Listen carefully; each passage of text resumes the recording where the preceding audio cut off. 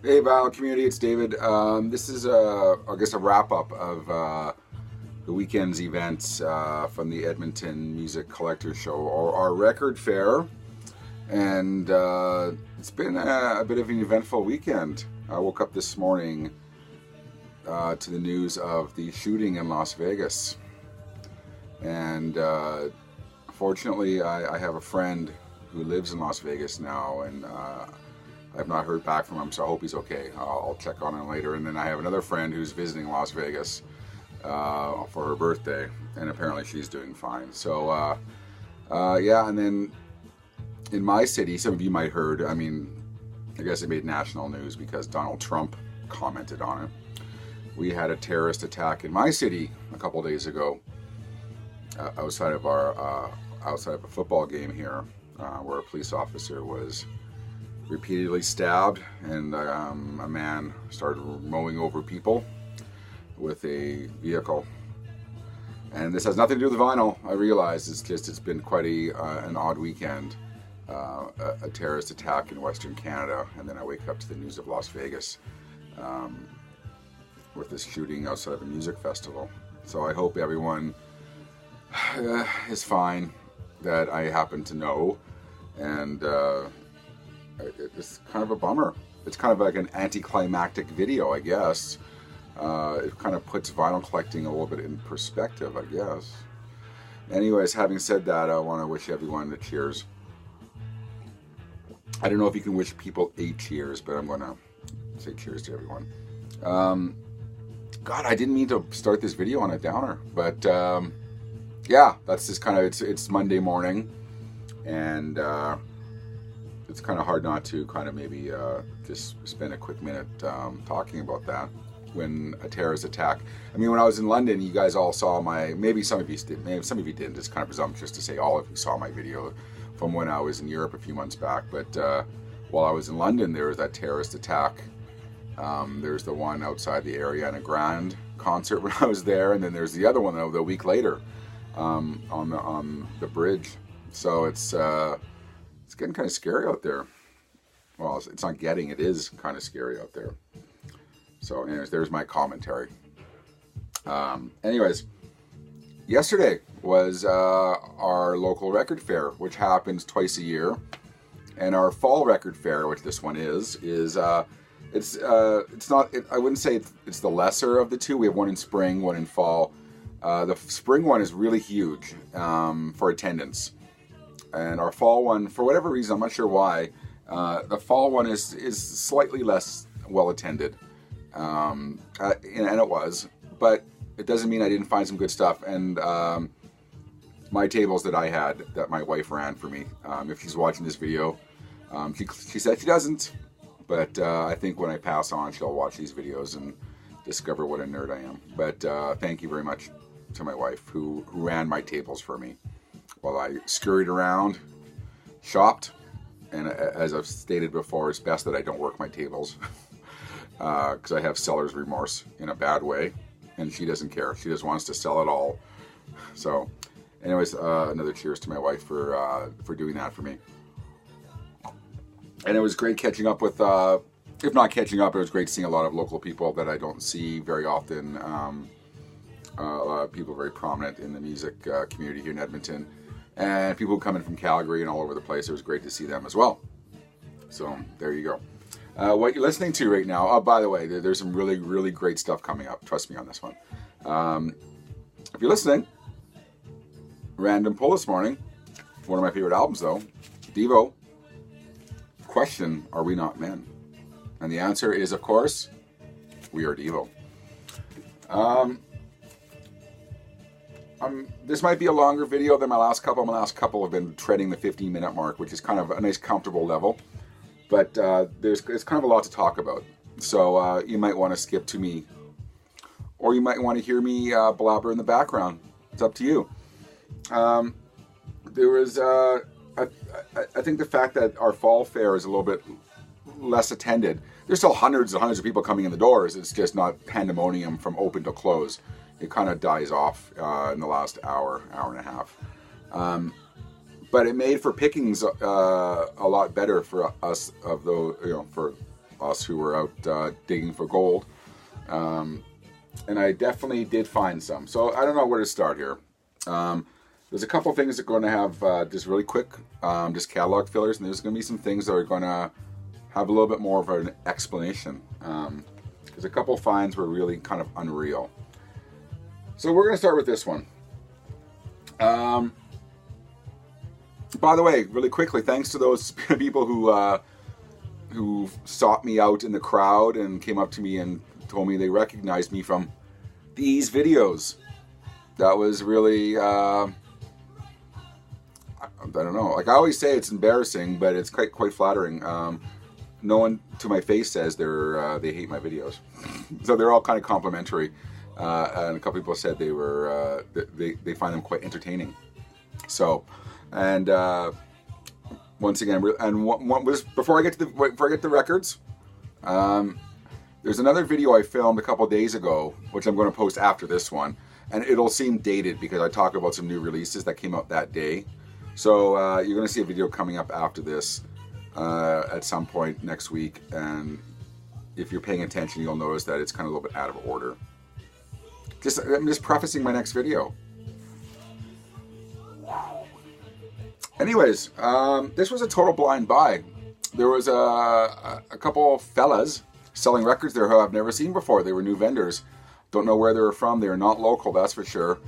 And they had a lot of really, like, I love tables like these guys had because they were stuff you don't normally find.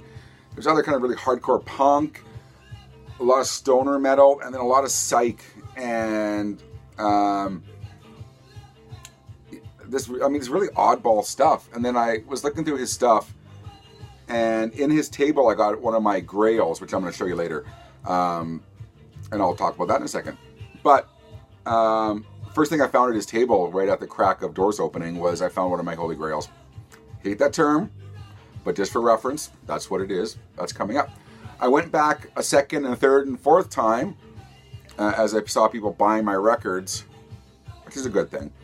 And I stumbled across this, and just the name alone was it just piqued my interest.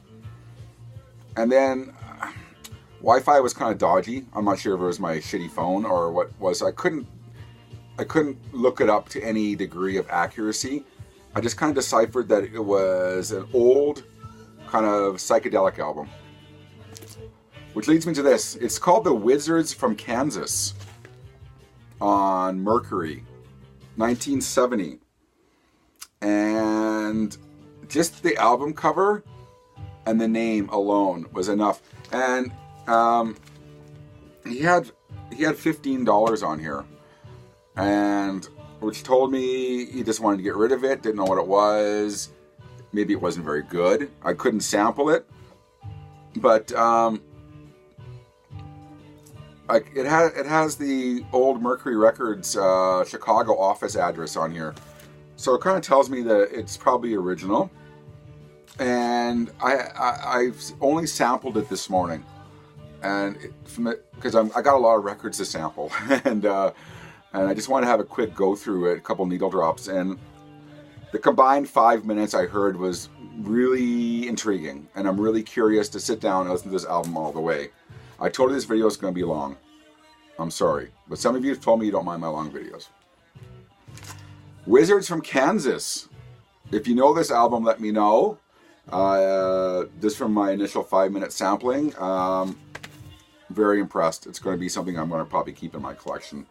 Anyways, and I actually, oddly enough, I've not even looked up on Discogs the history of this album because I've been so busy since last night. By the way, for those of you who do record fairs, and I know some of you do, aren't they the biggest pain in the ass? I mean, the payoff is you get some good stuff and you make some coin. But the loading in and loading out of record fairs, I mean, you know, for those of you who might not do it, it might seem, well, I don't know if it seems glamorous. Or some people say, this must be really fun. No. Anyways, some catalog filler.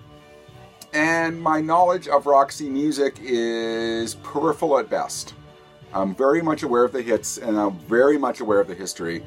But it wasn't until, and I don't think you'll probably see this, But there's a gentleman named Darren Locke who makes really good YouTube videos. Darren's very polarizing, as I mentioned before. A lot of people like him, and a lot of people don't like him. But I think he's just, I don't agree with a lot of things Darren says, but it doesn't mean I don't like the guy. At least he has an opinion, which is very rare on YouTube or in reviews anymore. He has a definite opinion, good for bad. But he did a series of videos recently discussing the works of Roxy Music. And apart from my greatest hits collections that I have of Bryan Ferry and Roxy Music, it really piqued my interest once again. I'm using the word peak. To discover the catalog of Roxy Music all the way through. And there was a guy there who I got some records from. One amazing album coming up. Trust me. Trust me. And I went back and he had the whole Roxy Music catalog for $10 a piece, original pressings. And I wasn't going to pass them up. So I got a copy of Roxy Music's first album. And I'm gonna start from beginning to end. I have Avalon. Everyone has Avalon. I could go to any thrift store in my city and probably find a copy of Avalon. Anything other than Avalon it's a tough find. But for $10, I wasn't going to pass up some original pressings of Roxy Music. So I call it catalog filler, but it's going to be called more me exploring the works of early Roxy Music. So he had a lot of other ones there that I've contacted him since. I'm going to go back and buy the rest of the Roxy Music albums he had. But, you know, when the wife's around, I have a limit. I got to stay within it. Doesn't mean I can't contact people after the fact when she's not looking to buy some more records. This completes my Hawkwind collection, and it's the last album that I was ever going to buy from Hawkwind. I could have bought it a million times on Amazon clearance, but it's my least favorite Hawkwind album of that 70s, early 80s period. Some people love this album. Dave Brock doesn't like this album, the main guy of Hawkwind. But Robert Calvert's on it, Dave Brock's on it, and this is an original Charisma label copy of Astounding Sounds, Amazing Music I got. I always said to myself if I was going to add this album to my collection, it was going to be some kind of an original pressing, UK, American, Canadian. And what this allows me to do now is actually do my Hawkwind video that I've been kind of preparing for. I want to do kind of a dummy's guide to Hawkwind. And I couldn't properly do it without a copy of this to show, although I have it on a digital download of it. Anyways, Hawkwind, amazing sounds, amazing music. It's kind of like their funky side of Hawkwind. But, you know, anything with Robert Calvert, the guy is such a friggin' genius. People talk about Syd Barrett being a genius. I'm sorry, I'm going to have to disagree with that one. Robert Calvert is a serious genius. Crazy. He's a genius, though. All right.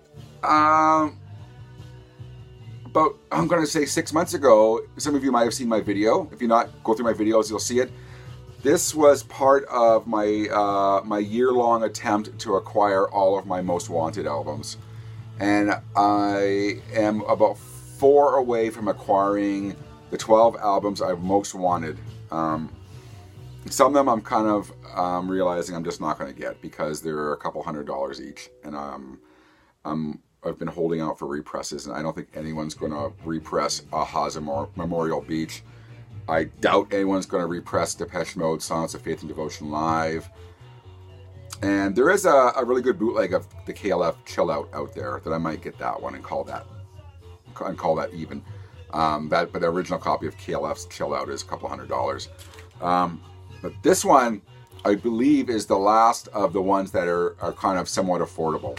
And my first find of the record fair. I don't early bird shop.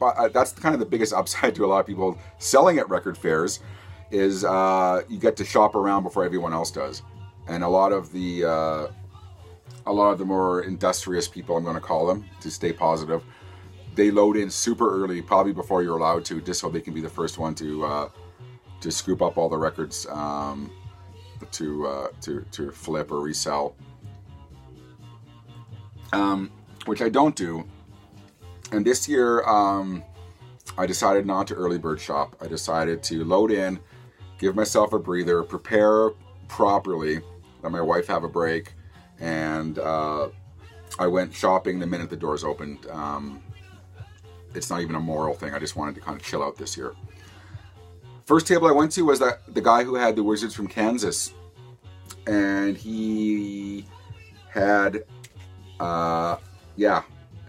BBM, Around the Next Dream. I'm not sure if this will be my screenshot. It's not very attractive. It's not very sexy. No one's going to click on this video if they see this album. Just in case. This was on that video of my 12 most wanted albums. This, if you don't know BBM, Around the Next Dream, BBM is essentially Cream without Eric Clapton, but they had an incredible replacement in Gary Moore. So you had Jack Bruce, Ginger Baker, Gary Moore, and they made this album very Cream-esque sounding. And the album cover is very kind of iconic. This was, I think, the cover of Ginger Baker's autobiography. But this is an original UK copy, and what I paid for it, I don't know, it's kind of irrelevant. It wasn't bad price. The only other copy I've seen this in the wild was in a record store in Copenhagen a few months back. A record store owned by the original guitarist from Merciful Fate, Michael Denner, who sold me that Black Sabbath original first album, Vertical Swirl. He had this there, but it was really expensive. It might have been €50 or something like that. So relatively speaking, I probably paid half the price of that in Canadian dollars for this. So I'm very, very excited to have this album. You may or may not know from previous videos, unless you're a new subscriber. And if you are, you're awesome. I'm a massive Cream fan, more so I'm a massive Ginger Baker fan. And this goes before the documentary that came out. Ginger Baker first came to my attention, oddly enough, as the drummer for Public Image Limited on their album called Album. I heard this massive drum sound, and I didn't know who. It doesn't say on the credits who was the drummer. Pre-internet, I had to kind of suss it out through magazines and interviews that it was this guy named Ginger Baker. And from Ginger Baker being on Public Image Limited's album, I kind of worked my way backwards. And now I have all the Ginger Baker Air Force albums, and obviously all the Cream albums, and a lot of his work with Fela Kuti. And this completes the circle. So that's my grail. Let me hold it up one more time because I'm very, very excited, very proud to have a copy of BBM Around the Next Dream. Very exciting. I'm going to get to this album now because it's next in the pile. This album was a much talked about album at the fair because a guy had this for sale. And no one could figure out why no one was buying it. I'll preface this by saying if you're local, you may or may not disagree with me. You might disagree with me. My city is, I've said this before, the cheapest city I've ever been to for record buyers. The same records I cannot sell in my city. I can go to Calgary, I can go somewhere else, and I can offload in minutes. I don't know what it is about my city. It's just cheap. And this album sat there. It was priced at $50, which is, it's worth 2 to 3 times more of that, or more than that. And it's an amazing, clean copy of this album. I'm going to show it to you, and then I'm going to talk about it. And this might go on for a couple of minutes. I'm sorry, but this is worth talking about. This might be my screenshot. There you go. This is a 1969 well, there's some conjecture about this album. And maybe this is what confused people. Or maybe people just weren't going to sell it $50. It's worth $100 to $150 minimum for this condition album. It's the Stooges' first album. And I did do a bit of research on this one. Actually, I went out and I found a Wi-Fi signal that was a bit stronger. Original true first pressings of this album had a misprint on the label. It did not say the band's name on the actual label. I will say that this is an American pressing. There you go. There's the U.S. address on there. Not that you want to see it. Original Canadian copies had the gold Electra label. This has the red Electra label with the big E on it. And corrected. So first pressings. It omitted the band's name, and quickly corrected pressings were done, I believe, at a different record pressing plant in Terre Haute, Indiana, as denoted by the prefix CTH in the matrix code. If you don't know, if you maybe you don't care, matrix numbers and the run-out grooves, they always have, well, most times they have a series of letters which denote which pressing plant they were done at, and CTH is for Terre Haute, Indiana. And so this is a corrected copy, and oddly enough, it's a punch-out that was in the delete bin, because you can see punch-out mark. This album didn't do shit when it came out, apparently, and it's got a terrific value sticker on it, which was for delete bins. But this is a 1969 pressing, and it gets a bit hazy because the inner sleeve that comes in this matches a first pressing, and everything else about it matches a first pressing, except for it has, this is a corrected label copy, it has the Stooges written on it. That's more than you'll ever need to know about this album. So technically, it's probably a second pressing from the year it came out, 1969. Just absolute beautiful condition. I mean, and I don't know why no one bought it. Maybe the Stooges is a bit more meaningful for me. Maybe it's just, it was a little bit underattended, the record fair. Like I said, my city is a little bit cheap. There's a lot of people out there looking for cheap records. It's maybe the economy. But at the end of the fair, this is the guy that sold me the Roxy Music, by the way.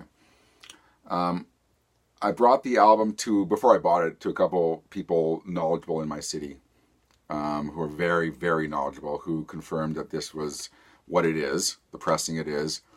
And at the end of the fair, he was cleaning up, and he offered this to me for $30 Canadian, which is probably $2 American, or 50 pence, because our dollar sucks.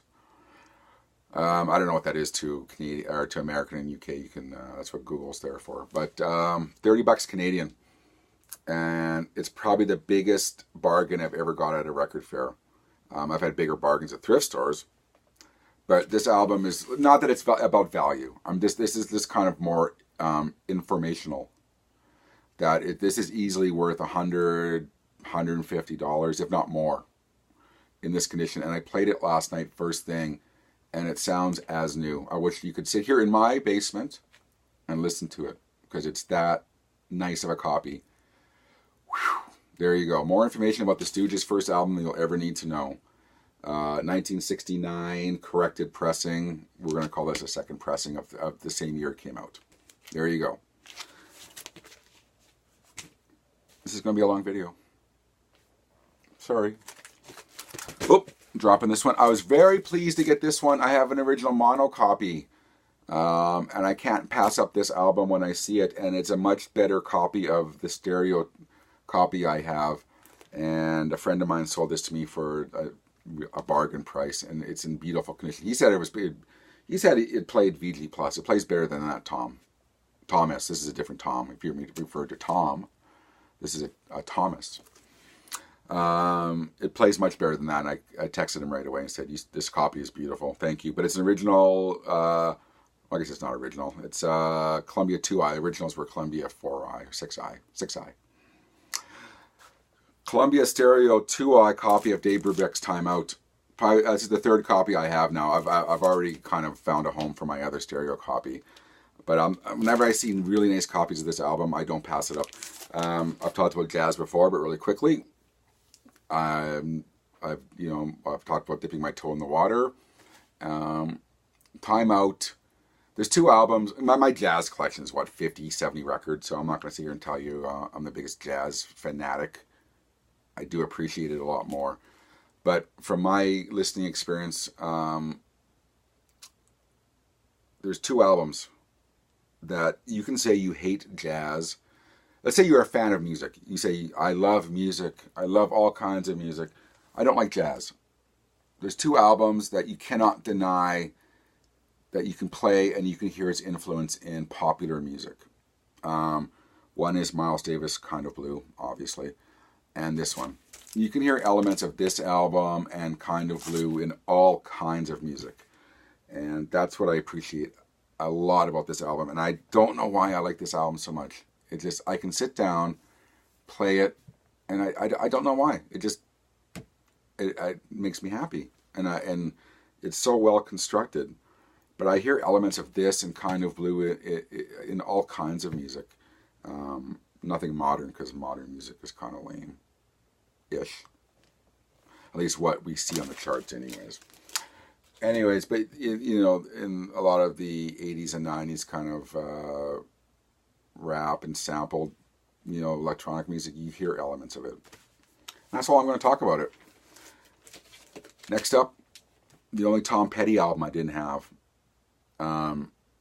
of his early work, and I don't know why. I think I probably have had it and have passed it along, but I went there with the expressed intent of finding 2 albums, and I found them both. The BBM, which was a shot in the dark, it was 1 in a million, and I went there with the express purpose of finding this album after discovering I don't even have it in my collection. It was Tom Petty's first album. I've watched that Tom Petty documentary on Netflix a few times now, and every time I do, I want to explore more of his earlier work, which I have all his albums, but I was just missing this one. Nothing more to talk about this one, just missing it. Really nice copy of Tom Petty's first album. This one I picked up for a friend, and we were talking about this. This will refer back to my video that's not posted yet. I got to hang out with Gene Simmons twice. He was in my city. But my friend Tom and I were talking just in between. Well, I can't remember if we were backstage. I don't know why this even came up. But one of those albums that we don't really see on vinyl very often, and that we were both looking for. But I picked this up for Tom. Tom's very generous, and I repay him the favor by picking up albums I find that I know he wants. And Kentucky Headhunters, Picking on Nashville. I got it for $5. I don't know why, we were just talking about it. We're both big fans of the Georgia Satellites, and this came out around that time where that southern rock country tinge music was kind of making a comeback with Satellites and Kentucky Headhunters and probably a few other bands. But I wanted to show that one, Kentucky Headhunters, Picking on Nashville. Let's go into my friend Tom. I was really excited about this. Someone hand delivered this to me. So I don't think Scott watches my videos locally, but Scott, he went to Ireland. He follows U2 around, and he found this in an Irish record store. One of the only Depeche Mode. I could make it a 2-hour-long video about my Depeche Mode collection, which I never will do. This is one of the only Depeche Mode items I did not have, and I was after. He found this in Ireland. It's a promo copy of the single for It's No Good. And it comes with an original DJ service pamphlet. Unless you're a Depeche Mode fan, this will mean nothing to you. This was off their album Ultra. I believe it was the second single off that album. And the only single I don't have on vinyl from Depeche Mode was It's No Good, oddly enough. We're getting down to the nitty-gritty. Once again, kind of like Tom Petty, this was the only album by this band I didn't have. And I don't know why I didn't have it.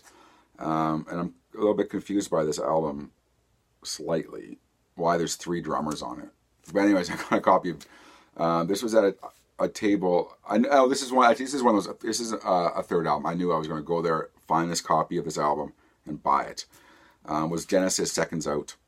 I believe this was their second live album, following Genesis Live with Peter Gabriel. But what I didn't realize is that Chester Thompson plays drums on this, Phil Collins plays drums on this, and Bill Bruford. I was of the understanding that Bill Bruford played drums on all of it, but he doesn't, which is kind of a little bit of a letdown. But apparently, from what I understand from people I know in the know, this is quite a stellar album. So I got a copy of this for $5, actually. Really nice. Of all the copies I found there, this was the only copy I found with the actual printed inner sleeves with the pictures and whatnot on it. So there you go. Genesis Seconds Out. We're going to go to this one, and then we're going to go to 2 albums I was really, really excited about. unless you're a fan of the 80s, I don't know if you would know this band, but finding the full-length album of this one is very difficult. And in fact, I'm going to reference my friend Thomas, not Tom, but Thomas, who sold me the Dave Brubeck. We were looking for this album. We were texting back and forth a couple of weeks ago, wondering if either one of us had this album and would be willing to part with it, and none of us had it. Anyways, it's a copy of When in Rome. When in Rome, if you know 80s music, they had the song The Promise. And you see that single all the time, but it's very rare, at least in my parts, that you see a copy of the full-length album. So I found this album, and my friend Thomas, who was also hunting for this album, was just across at another table, and I kind of gave him a little shout, and look what I found. Anyways, of course, like most people, he was trying to get it off me. Which I don't understand. I just buy an album, and then people want to buy it off me. It's like, let me enjoy it for a bit. If I want to sell it, I'll let you know. But anyways, I don't blame him. He was really looking for that album, and I happened to find a copy before he did. Sorry, Thomas. Anyways, I found it's T-Rex time. So you can either click off now, or you can stay around and see what I found. Ooh, this is a long video, isn't it? 2 original presses of T-Rex. Much better copies than the ones I had, these original Canadian Reprise Records pressings. Found a copy of Tanks, which was a promo punch-out copy. Complete copy of Tanks. Vinyl is, I'm just going to say the vinyl is immaculate on both these, and this is the only reason I found them. And the guy who sold these to me he didn't ask hardly anything for these albums, which I was really extra excited about. And finally, I got an incredibly stellar copy, an original pressing, Canadian pressing, on the Brown Reprise label of Electric Warrior. Probably, I don't know, my 5th copy of this album, but I've never really had a clean copy of Electric Warrior, the Canadian pressing on the Brown Reprise label. Looking around, and that's going to be it. This is a long video. Like most people, I'm sure you've skipped through all this stuff and got to the albums. And my dog's crying around the corner, which means he wants out. And I'm going to end the video here. So thank you for watching. If you've happened to watch all of it, you're a brave soul. If you've skipped through it all, I don't blame you. And if you played this for background blah blah blah noise, then I thank you as well. That's the wrap up from the fall 2017 Edmonton Music Collectors Record Fair, which I had a great time. And I thank you for everyone who's watching this who I saw there. It was really great seeing you all. I may not have talked to all of you as long as I wanted to, but Record Fair is a little bit of a nervous time for me. You know, the hunt, and then the sell, and then the work involved. So yeah, that's what it was. Take care, everyone. It's an odd way to end it, isn't it? I began this video on an odd note, and I'm going to end this on an odd note. Cheers, everyone. We'll see you next time.